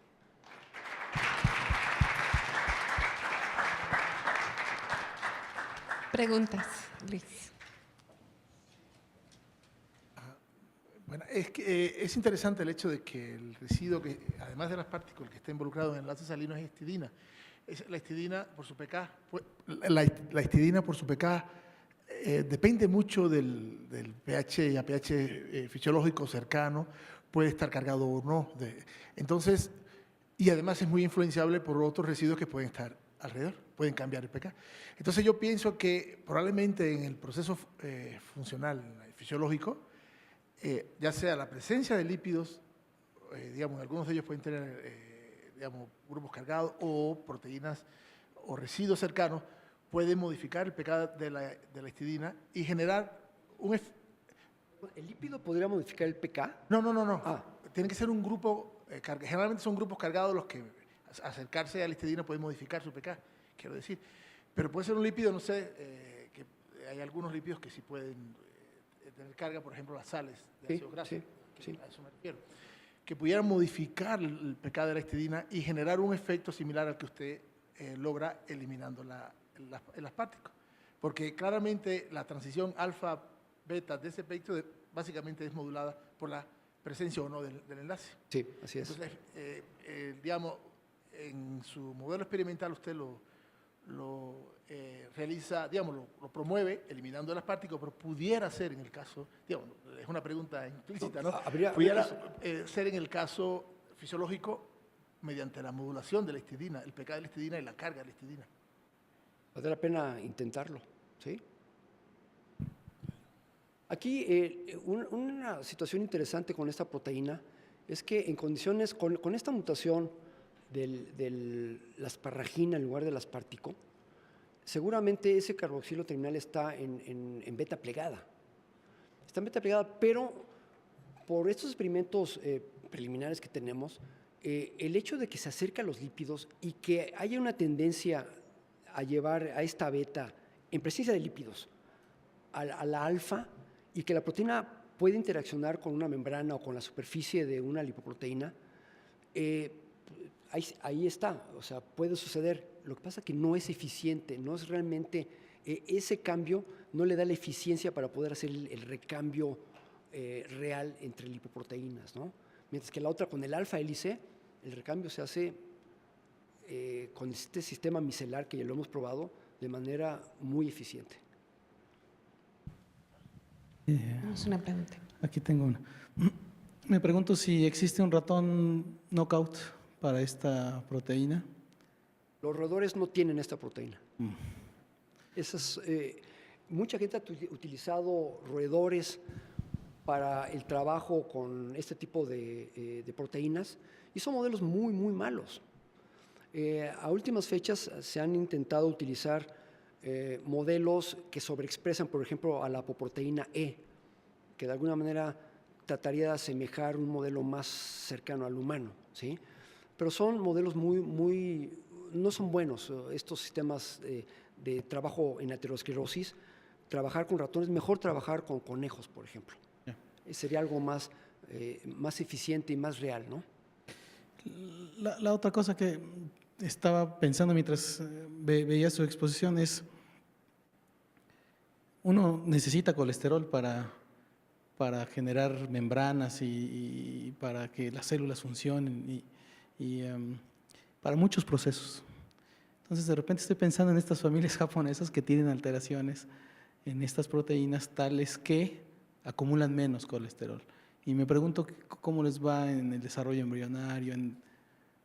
Muy bien, Están perfectos. viven más de 100 años.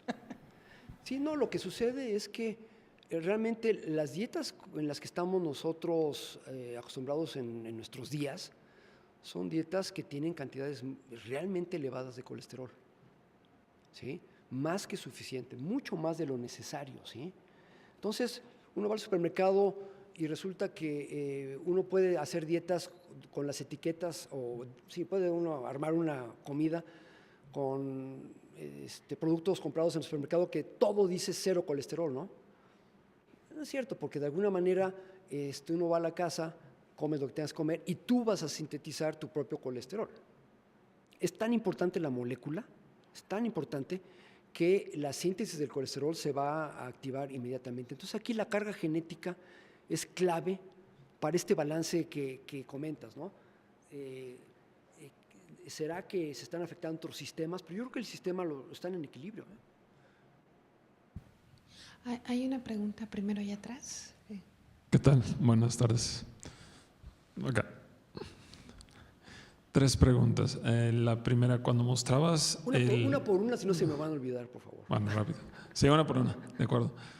Cuando mostrabas el dibujo de la arteria que va siendo taponada, esa clase de acumulación, ¿sabes si se ha modelado como reacciones tipo reacción difusión?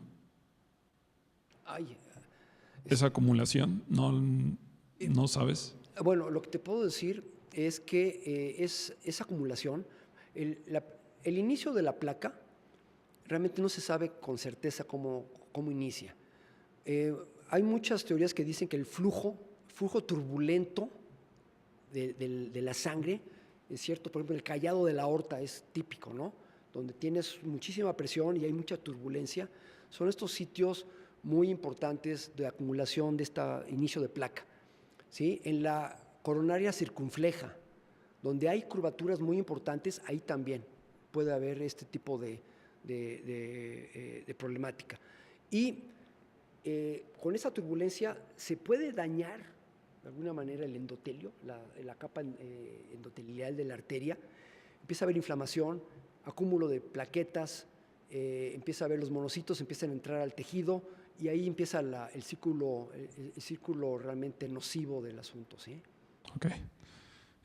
La segunda pregunta tiene que ver con las gráficas que mostraste de pH y, digamos, ese parámetro de control que estás usando de pH, al cambiarlo, vas teniendo la posibilidad de múltiples estados o plegamientos en la proteína.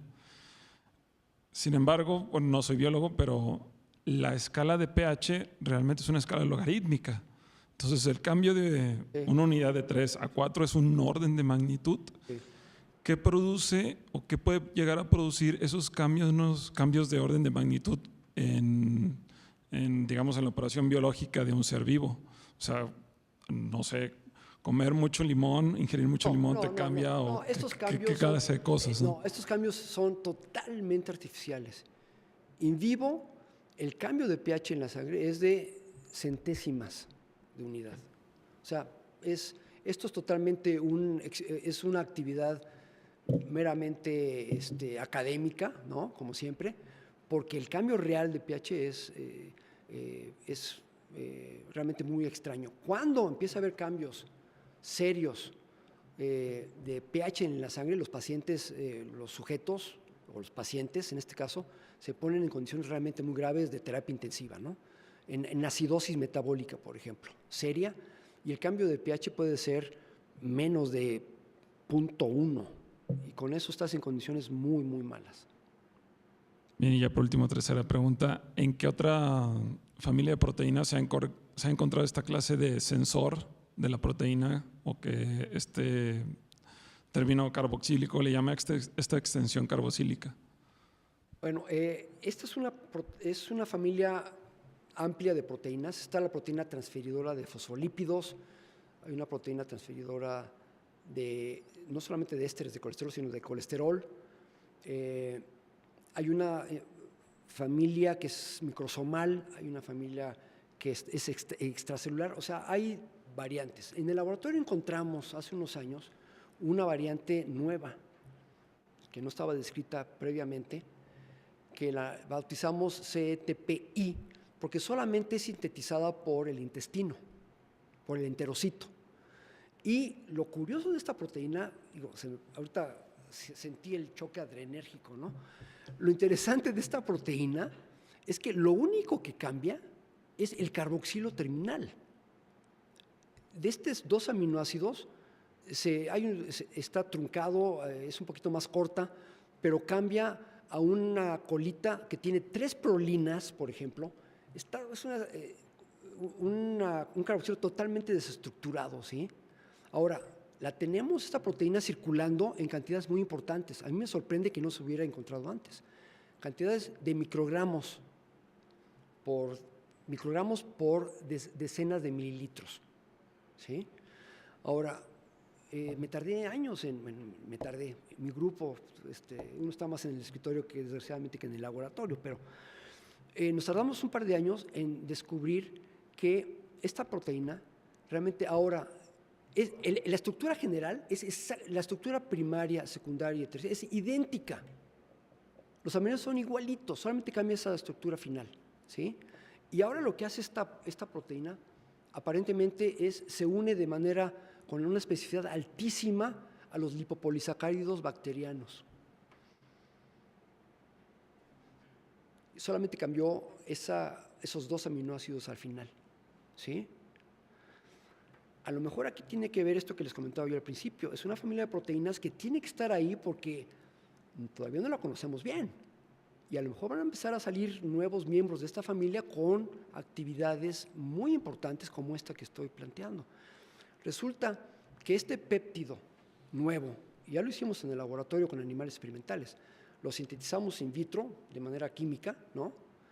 Y fue una locura de experimento, me dieron permiso de hacerlo con todas las de la ley, se lo debo decir, bien hecho, estuvo el experimento, pero pusimos a animales experimentales, a conejos en choque séptico, con lipopolisacáridos inyectados en una oreja y se ponen en muy malas condiciones. El experimento que hicimos después fue otro conejo, lipopolisacáridos en una oreja y en el otro le inyectamos el péptido nuevo.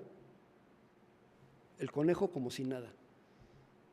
Entonces, estamos muy emocionados porque esto aparentemente es una nueva proteína que tiene probablemente funciones de protección contra lipopolisacáridos bacterianos. ¿Sí? Entonces es un miembro nuevo de la familia que lo estamos estudiando a fondo, ¿no? Ok, muchas gracias. Yo tengo una pregunta. Por ejemplo, si se conocen, aquí está, perdón, otros miembros no miembros de la familia de esta proteína, pero ¿con qué interacciona? Si otras proteínas podrían regularla negativamente, de alguna manera, si se conoce algún tipo de inhibidor o algo así de esta proteína. No, es que con esto me puedo estar aquí media hora más, con ustedes. No, la historia es sensacional por lo siguiente. Como ustedes se podrán imaginar, las grandes farma están detrás de un inhibidor de esta proteína desde hace muchos años. Entonces hay una serie grande de moléculas. Una se llama torcetrapib, ¿sí? Que es una molécula un inhibidor de la proteína, pero es un inhibidor al 100%. O sea, cambia de alguna manera la estructura de la proteína y la inhibe, ¿sí? Los estudios, esta molécula llegó a estudios fase 3 con Pfizer. Se tuvo que ser retirada del mercado. Y tuvo que ser retirada, bien interesante está esto, tuvo que ser retirada del mercado porque los pacientes empezaron a sufrir muertes por infección. ¿Ven por dónde va el asunto? O sea, esta proteína que yo les platicaba nueva, que tiene propiedades de unirse a los lipopolisacáridos bacterianos, que puede ser una proteína que tenga una función como protectora en circulación, ¿sí? Una de estas drogas que se pega no solamente a CTP la normal, que es la que transfiere colesterol, pero se empieza a pegar a la otra, a esta nueva proteína, también la empieza a inhibir. Y entonces empiezan los problemas de infección. Entonces, estoy en comunicación con investigadores de Pfizer. Está interesante la cuestión epistolaria, ¿no? Para poder hacer algo juntos y poder explicar cuál fue el problema con torcetrapib, que puede estar relacionado directamente con esto. Y hay varias empresas grandes y siguen trabajando en moléculas específicas para inhibir a esta proteína transferidora de colesterol, ¿no? Es una lista grande de moléculas. Otra pregunta era en relación un poco a las concentraciones de los agregados que mostró en el ensayo de células, en este caso de microglía, para ver toxicidad. Me pareció que eran relativamente elevadas para poder ver una baja en la viabilidad. Esto de alguna manera se parece a lo reportado y a lo que en mi propio grupo hemos visto que se requieren altas concentraciones, por ejemplo, de amiloide beta en forma de oligómeros o de fibras para poder ver la baja en la viabilidad. O sea, realmente estaremos trabajando con condiciones fisiológicas. Yo creo que no, estamos encima de esas dosis. No, sin duda, con esto ya me agarró con los dedos en la puerta. No, sin duda, las concentraciones son muy, o sea, elevadas para lo que podría ser en una condición in vivo.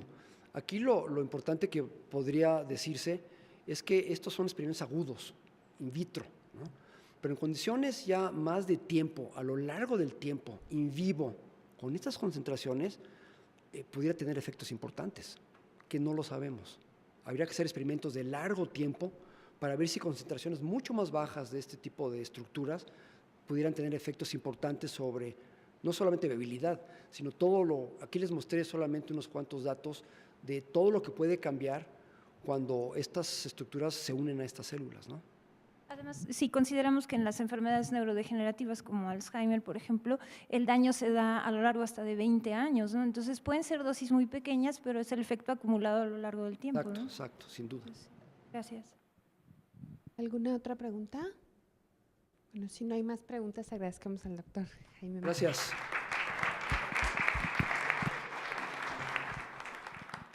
Y con esto damos por terminada nuestra sesión de la tarde-noche.